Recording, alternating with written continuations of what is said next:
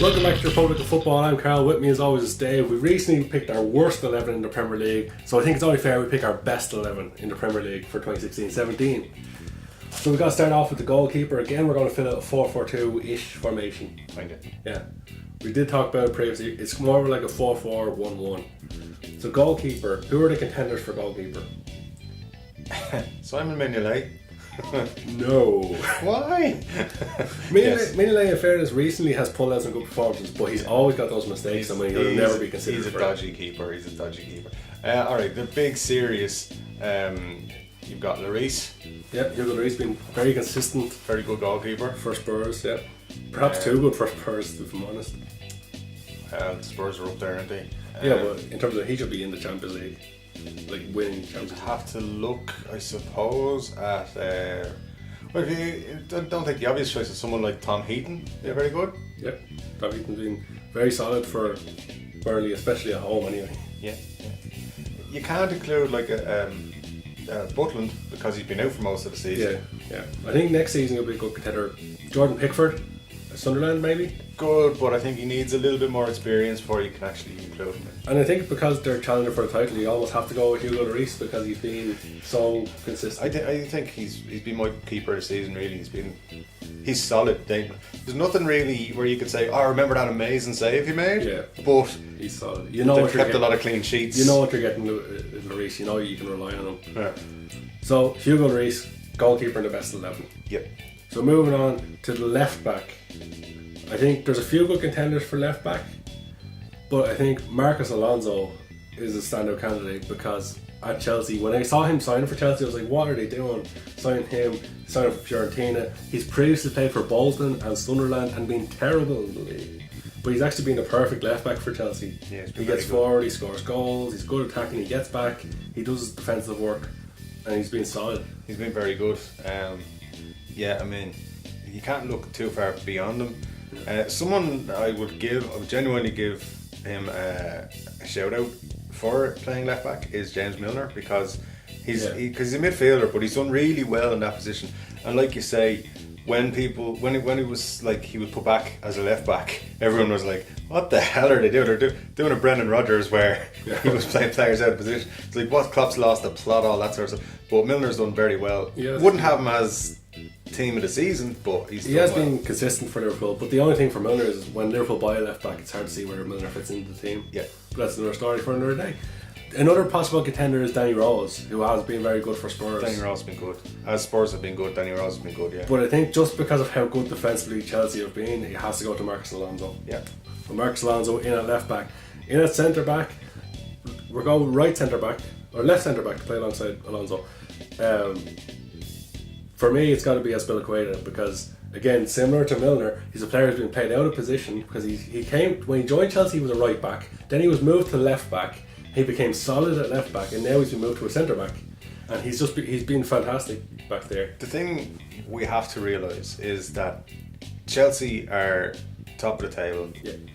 If they go on and win the league, they basically won it in January. Yeah. When they went on that mad run of wins, they were just unbeatable. Exactly. So they have been fantastic. So a lot of the team is probably of this best 11 is going to be Chelsea players because they've played very, very well. Yeah. But Azpilicueta, he's been one of my favourite players in the Premier League, favourite defenders in the Premier League for a couple of seasons now. I think he's got a lot of great attributes. He's fast. The only worry for Chelsea now has to be he's been so good and so consistent that the big teams are going to come in for him. Real Madrid and Barca will both come in for him at some point. Yeah, I mean, like he's got everything you need. He's fast. He's not afraid to tackle. He puts in 100% effort every game. I think Chelsea fans will love him. They must love him. So, and he's proven his versatility there at the back as well. I think he's a great player. Now, the next centre back position we have had a little bit of debate on. Yeah. For me, it's got to be David Luiz because I think he has been. When he came in, the expectation on was, oh no, not this guy again. He's so error prone. He caused so many mistakes. But this season, I think he's just been fantastic. He's been solid at the back. He's been almost like a new leader for them at the back. He scored some goals. Well, for me, obviously, he's gone off to Paris Saint-Germain there. He's played with Thiago Silva. Yeah, he's learned a lot in that time. He is much better. He seems to have matured this time around. But I wouldn't have Sideshow Bob in my team of the season I'd pick somebody like maybe an Alderweireld or a... See, the only thing is, like, when you think of centre backs, there's not too many that stand out for being amazing and really saving their team. Like Alderweireld, last couple of seasons, he's been solid for Spurs, but I can't remember any standout moments from him. But see, that's the thing with David Luiz. A lot of it has been his forward play that's been standout rather than his defending. He's been not bad, but like even if you were to say Gary Cahill or something instead of him, but I mean he's in the he's. But I think based on the expectation at the start of the season, I think the expectation levels were so low on David Luiz, whereas they were like everyone knows what to expect from Alderweireld, but David Luiz. Like not too many people were expecting him to do anything great, and perhaps were even expecting him to cost Chelsea points this season. But he's been solid. Yeah, I think that's Kante's influence as well. Yeah, so that's why I think we're going to throw David Luiz in at the other centre back position. It's an all Chelsea centre back, all Chelsea's defensive line at the minute, which is only going to get more Chelsea with the right back. In my choice, of Victor Moses, because again, start of the season. I think before the season started, and you asked Chelsea players, Chelsea fans, where does Victor Moses fit into this team? They'd be saying, get rid of him. He's no good. He doesn't fit in the team. He's played almost all season long. He's been rock solid at the back. He gets forward and helps out with the attack. And, I think he's been the surprise package of the season. Yeah, definitely the surprise package of the season. Yeah. It's unbelievable. I mean, it's Victor Moses we're talking about. I mean, he's played for almost every team in the league. When he played at Wigan, everyone thought great player. Yeah. When he signed for Chelsea, then everyone thought, Jesus, he's abysmal. Yeah. He went out to Liverpool and he wasn't great there. Yeah, went out to Liverpool, cost him a couple of games. Yeah. Didn't really do anything there. Went to West Ham, didn't really do anything there. Went to Stoke as well. Yeah, didn't do anything there. And then Kante just decides, I will put him right back, and he's amazing. Yeah, and he's been fantastic, and he really works in that system. Yeah. I do think Kante's probably going to replace him in the summer. Possibly. But yeah, there was talk in January they're going to sign Mikel Antonio, which we spoke about in January. But I think they will look to replace him in the summer. But also there's just looking at other players. Kyle Walker's been good this season. He's been very strong. There was talk at one stage that Man United were going to try and sign Danny Rose and Kyle Walker. Yeah. And I was like, why would they leave Spurs at the moment? But anyway, he's been good.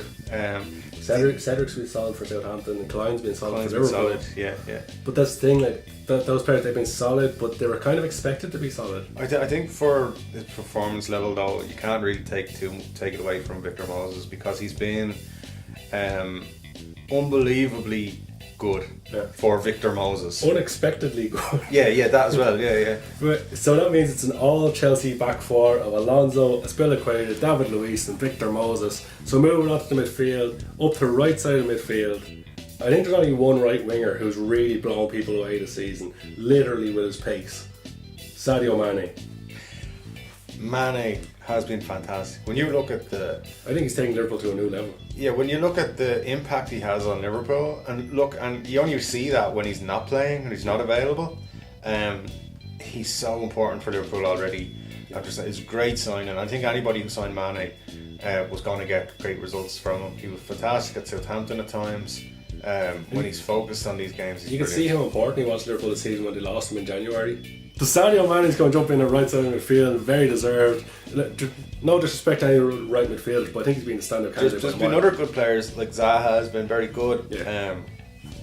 There's been you could put Lallana in that space as well. Arnautovic has been good for Stoke. Arnautovic is a very underrated player. But it has to be Mane in the right side of midfield. Yeah. Centre midfield. This is the hardest thing to do this season. Pick two centre midfielders. Yeah. Because there have been so many good runs. There's been Kante, there's been Dele Alli, Coutinho arguably could be a centre mid player. Lallana, you mentioned already, has been really good for Liverpool. Yeah. Paul Pogba. Tumbleweed. No, but I think one Man United player who has been really good is Ander Herrera. He's been very, very solid. Fabian Delph. No! God, please, no! No! No. No, Kevin De Bruyne is a solid player. Yeah. There's a lot of really good options for centre midfield, but I think the one man who is arguably the player of the season, N'Golo Kante, has to get in the team. Yeah. because N'Golo Kante, he's just a different animal. He's the best midfielder in the league, if not in Europe. He's the hardest working player in the league, without a doubt. And he's so impressive to watch because he's flying around the pitch, and even at the 90th minute, he's still chasing players down at full pace. And he's not the biggest player. No. He's not the strongest player. He's not got the best passing. He's not the fastest player. He's not the best shooting. He's not the highest scoring. But he works hard. Yeah. He works harder than anybody, and he'll never give up a ball if he can make it. And for my money, he is absolutely the best midfielder in the league at the moment. Best midfielder in the league, and I think the best signing of the season. Definitely, as well. yeah. So N'Golo Kante has to be in there, nail on. Yeah. Now the other centre midfielder, we've already spoken about all the amazing candidates, but I think we said Kante player of the season. I think young player of the season is going to be Dele Alli. Oh, yeah. He's been phenomenal for Spurs, especially in like the recent weeks as we close in towards the end of the season. Dele Alli's he's already stepping up to being an amazing player. He is on fire this season. He's been. I mean, it's very difficult to explain how good he is, and he's only 20 years old. Yeah, he's only 20 years old, and he already looks like he's in the same mould as a Lampard, Gerrard, Scholes type of player. He doesn't look like a 20-year-old though. Yeah, he looks people like forget how young he is. He looks like a very well-established Premier League footballer who's been around for 10 years and knows all the tricks in the book. It's kind of like Bale a few years ago. Like Bale was very young in the Premier League. People forgot how young he was because he was so good, and that's why one of the big boys could come in for him. I think they'll have a struggle keeping him. They might keep him another season, but I think they'll struggle to keep him away from. We're talking Barcelona, Real Madrid, Bayern Munich, maybe. Maybe Italy, but I don't think a player like that will go to Italy, to be honest. Yeah, but I think Dele Alli and N'Golo Kante have been the two best centre midfielders in the league this season. Or if he's really lucky, he might get a move to the LA Galaxy. No. Dele Alli jumps in there alongside N'Golo Kante. On the left side of midfield, there's serious contenders. Eden Hazard been fantastic. He's been back to his absolute best, if not better than he was before. Also, Phil Coutinho, who's been fantastic for Liverpool. It's a tough decision to make.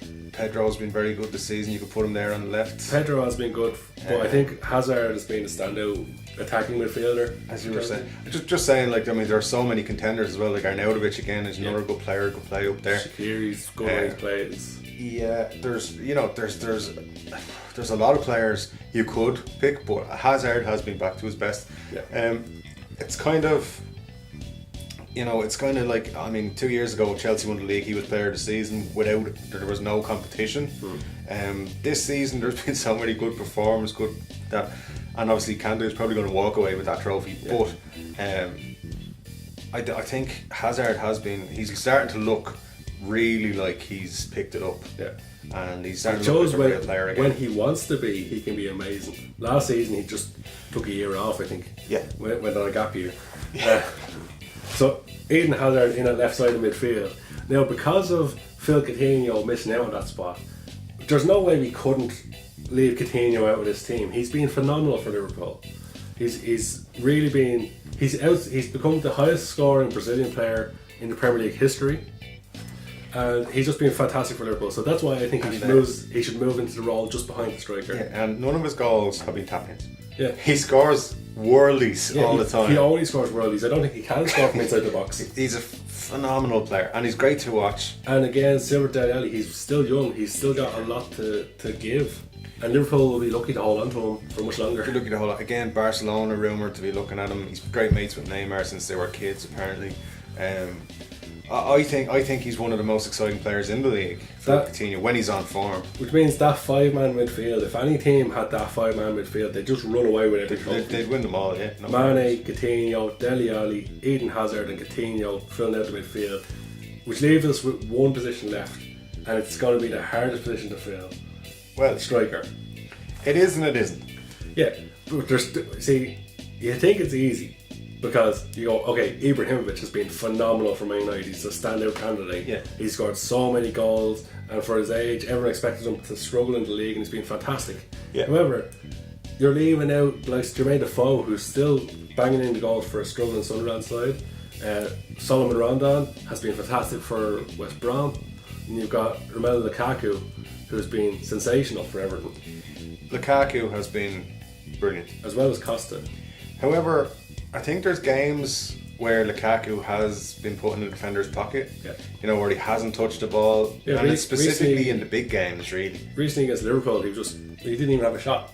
Yeah, and it was the same against Man City. Yeah. It was the same, like in the bigger games, he hasn't really done it, but in the other games, on fire, brilliant. Whereas I suppose, regardless of the situation, Ibra always steps up and he always scores goals. Yeah.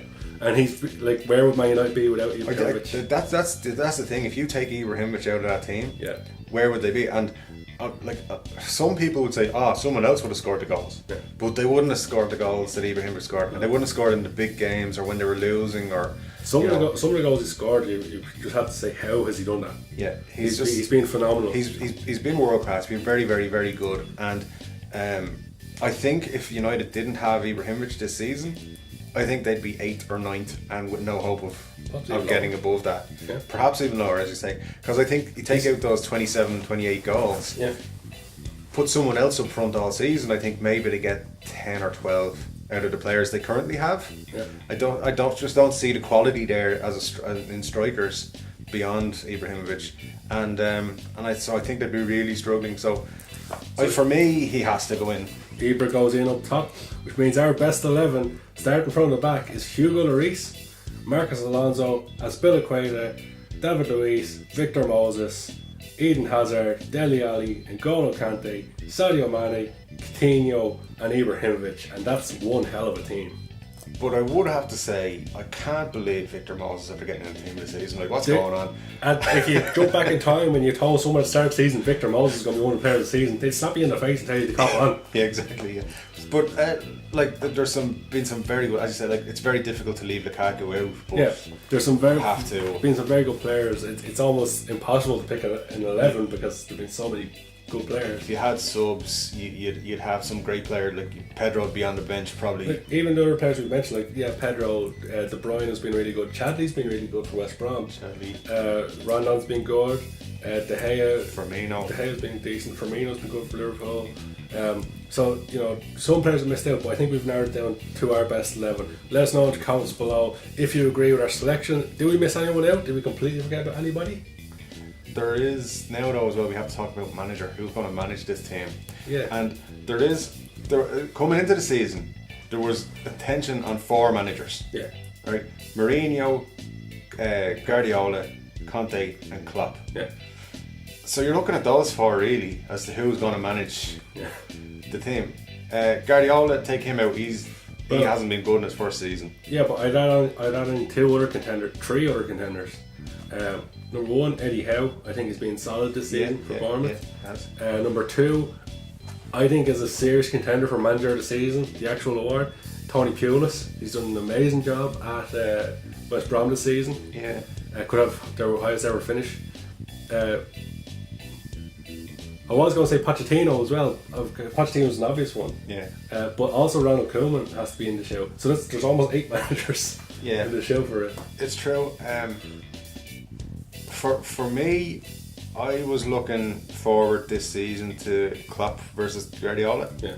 I thought that's where you're going to see the 2 best managerial performances. Now, I think Klopp has been excellent in terms of entertainment value, but he maybe sometimes got his tactics a bit wrong and stuff like that. I think Mourinho and Guardiola have both been flops this season. Yeah.